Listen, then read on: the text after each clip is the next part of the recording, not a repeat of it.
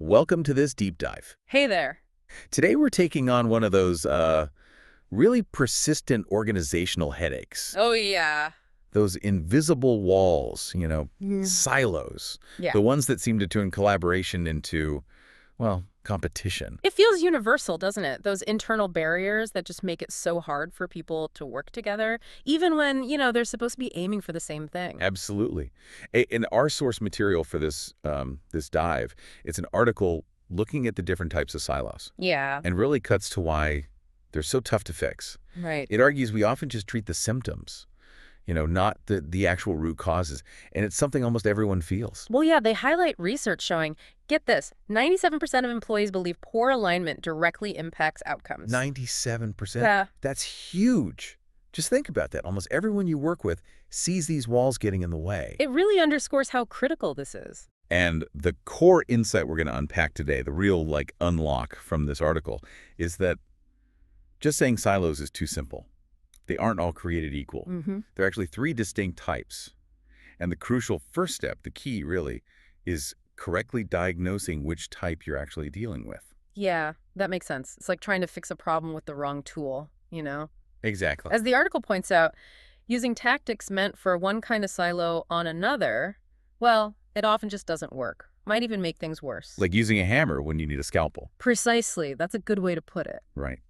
So our mission for this deep dive, then, is to equip you with that scalpel, or at least the knowledge to figure out which one you might need. Okay. We're going to explore these three types, look at the signs, the telltale signs, and give you a way, based on the source, to start diagnosing which one might be holding your organization back, maybe even this week. All right, let's do it.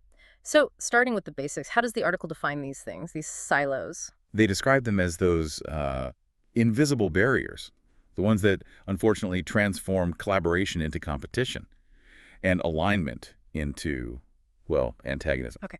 And they flag a common mistake right away. Yeah, the pitfall of assuming a silo is just a silo. Applying that one-size-fits-all fix. Right. You see that a lot, like company-wide collaboration drives that don't actually change the underlying dynamics. Exactly. So the article argues that many of these silo-busting efforts fail because they miss that first step, that crucial diagnosis. Hmm. Once you really understand the specific nature of the silo you're facing, the path forward, the way to fix it, it becomes much, much clearer. Okay, so let's peel back the layers then. The first type they talk about. Misaligned silos. Right? And the framing they use is great. When good metrics create bad outcomes. I like that. It sums it up perfectly. The core problem here is that different departments, different teams, they're just laser focused on hitting their own internal targets, their own metrics. Even if doing that actually messes things up for the bigger picture, for the whole organization. Yeah. They give a really classic example, right? They do. Think about a product team. They're rushing features out the door super fast to meet release targets, okay? Hitting their numbers. Sure. Meanwhile, the QA team, they're slowing things right down, trying to catch every single tiny bug to hit their defect reduction targets. Also hitting their numbers. Check. Exactly. Both teams are winning on their own scorecards. But the customer, they end up with maybe a buggy product delivered faster than it should have been. The overall customer experience kind of falls through the cracks. Oh, you see that disconnect everywhere. It's so common. Ah. So how can someone listening, how can you spot these misaligned silos in your own workplace? What are the signs the article points to? Well, look for situations where, teams are celebrating their own wins, but those wins are actually creating headaches or extra work for other groups. Okay. Pay attention to cross-functional meetings. Do they feel like collaboration or more like battlegrounds, people fighting over competing priorities or resources? Mm. A huge red flag is when the actual performance metrics for different teams are set up to directly conflict with each other, like the product and QA example. Right. Built-in conflict. Exactly. And another sign is when issues constantly have to get kicked upstairs. They need executive intervention to get resolved because the teams themselves just can't reconcile their conflicting goals. It just sounds exhausting. Like everyone's rowing really hard, but the boat's just going in circles or maybe different directions. Pretty much. So what's the fix? What does the article suggest for this type? The core idea is you have to redesign what success looks like. Make it so that success requires collaboration. Okay. They suggest starting small. Identify just one critical cross-functional process where you see this conflict causing damage. Right. Then, instead of having separate competing metrics for the teams involved, you create shared integrated metrics. Oh, okay. So like in the example. Yeah, maybe both the product and the QA teams are jointly measured on, say, the customer satisfaction score after the feature release. Their success is suddenly tied together. That makes a lot of sense. Change the incentives, change the game. Okay. All right, moving on. Second type, expertise silos. Yeah, these are the ones the article calls when knowledge becomes currency. Intriguing, right? It is. The fundamental issue here isn't conflicting goals so much as status. Specialized knowledge gives people or teams status and influence. And so maybe consciously, maybe not, they start restricting the flow of that information to hold on to their position, their perceived value. So if knowledge isn't shared freely, it's kind of hoarded, like a valuable asset. Exactly. The example they give is, say, a technical team only giving really high-level summaries to the team that has to actually implement their solution. And the excuse is, Oh, they wouldn't understand the details, it's too complex, that kind of thing. right, heard that one before, and the result. Predictable, really. Costly delays, errors downstream because the implementation folks just didn't have the full picture they needed. It's not always malicious, you're saying. It could just be about protecting status. Yeah, it often stems from that desire to protect or enhance their standing based on having that unique expertise. It's a power dynamic almost. Okay, so how do these expertise silos show up? What should you look for? Well, you might notice certain departments or groups are consistently treated like they have privileged knowledge, like they're somehow more essential than others. You'll see teams maybe presenting their final conclusions, but without explaining how they got there. The data, the methodology, they give you the what, but not the how or the why. Okay, black box thinking. Kind of. And suggestions from people outside that specific expertise area, they might get dismissed quickly or just undervalued. Right. And ultimately, you see the consequences. Rework, delays, frustration, all linked back to information not being shared completely or clearly. Yeah, that definitely stifles learning and efficiency. Yeah. So what's the fix here, according to the article? How do you tackle this knowledge hoarding? The strategy is basically to flip the incentives. Make sharing knowledge across those boundaries more valuable, more rewarding than keeping it locked up. Okay, interesting. How do you do that? Well, they suggest things like actively creating cross-functional project teams where success absolutely depends on bringing together different kinds of expertise. You have to share to succeed. Makes sense. Things like job shadowing programs can help too. Let people from different areas actually spend time understanding what the others do, build empathy, build bridges, and importantly, set up recognition systems that actually celebrate effective knowledge translation. Reward people not just for having complex knowledge, but for making it accessible and useful to others. Oh, I like that. You're incentivizing the bridge builders, not just the island dwellers. Exactly. Okay, smart. Right, third and final type, defensive silos. And these, the article notes, are often the trickiest ones to deal with. They frame it as when fear drives behavior. Fear. Okay. So the core issue here isn't really competing goals like the first type or status from knowledge like the second. It's simpler in a way. Teams withhold information or resist working together because they're afraid of negative consequences. And the article mentions something about them being hard to spot.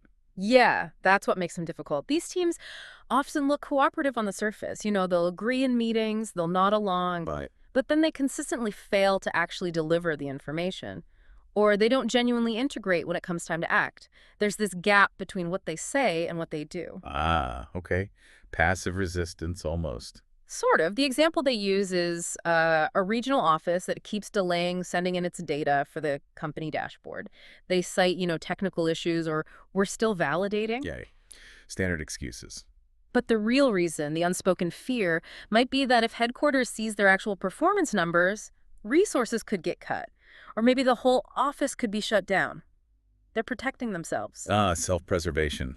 Okay. Yeah. So if they often appear cooperative, how can you identify these defensive silos? What are the giveaways? Well, the main indicator is that pattern.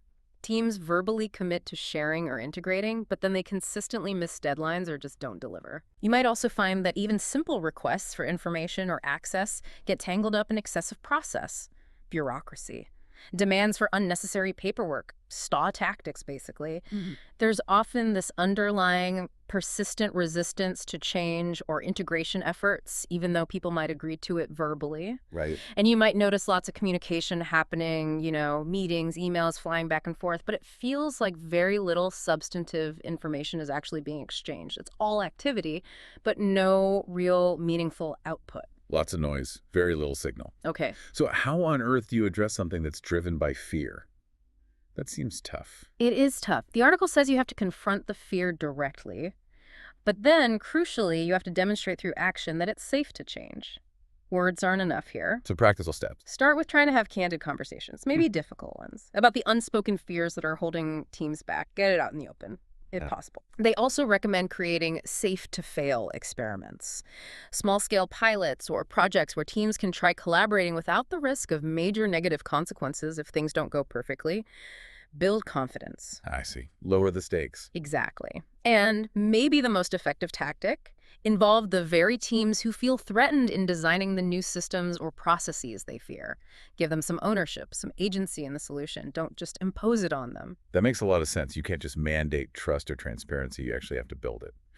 Okay, so we have the three types: misaligned, expertise, and defensive.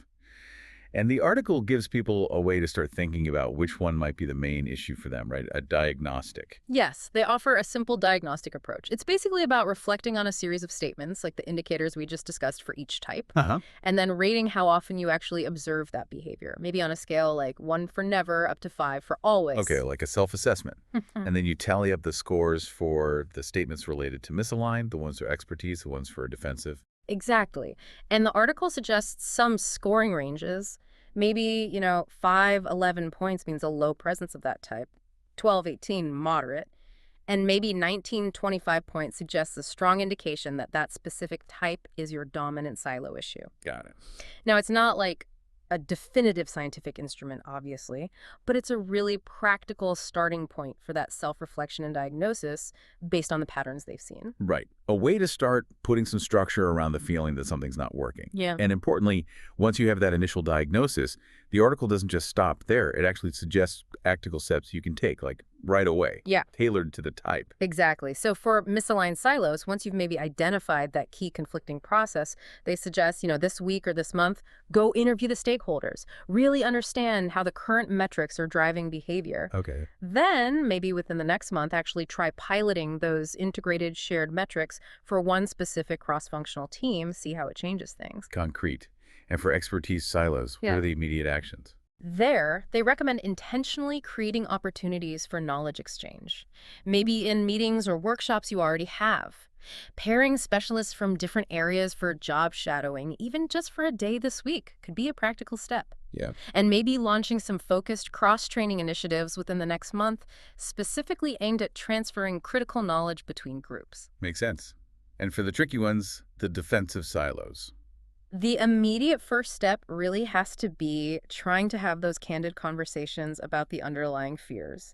Get it on the table. Okay. This week, maybe look for a chance to implement one small safe-to-fail experiment, something low risk. Right. And maybe within the month, start creating a transparency roadmap, something that clearly outlines how shared information will actually be used, and importantly, how it will be protected to address those fears. Those are really practical, actionable steps tied right back to the diagnosis. Love that. But the article also makes a bigger point, doesn't it? It goes beyond just tactics. It talks about the underlying culture. It does. It argues that silos, really, at their deepest root, often stem from kind of fear-based thinking within the organization's culture. Fear-based thinking like. Like mindsets focused on personal agendas over shared goals. Like assuming negative intent in others. Like actively excluding people or ideas from outside your group. Okay. And the antidote to that, according to the article, Is cultivating what they call love-based cultural mindsets, which sounds a bit soft maybe, but it's about fundamental ways of operating. How did they define that? It means operating from a place of shared purpose, a bigger aspiration everyone buys into. It means actively assuming positive intent in your colleagues, giving them the benefit of the doubt.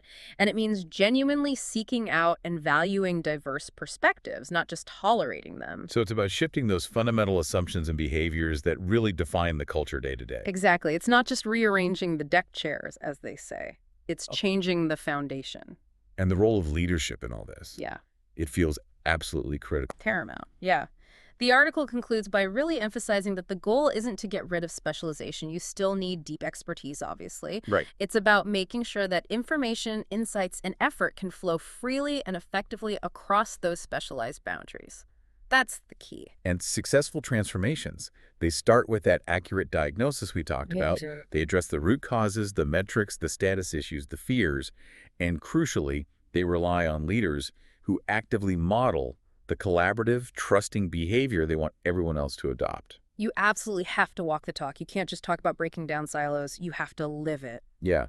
So the challenge from this source material for you listening maybe this week is take a hard look at your own organization or your team.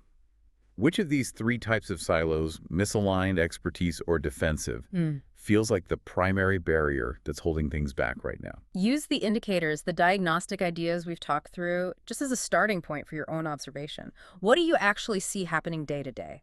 And here's a final thought based on the article for you to maybe ponder on your own.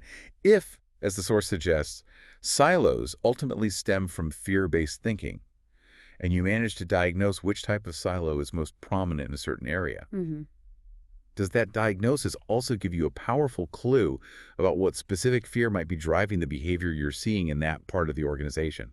Something to think about.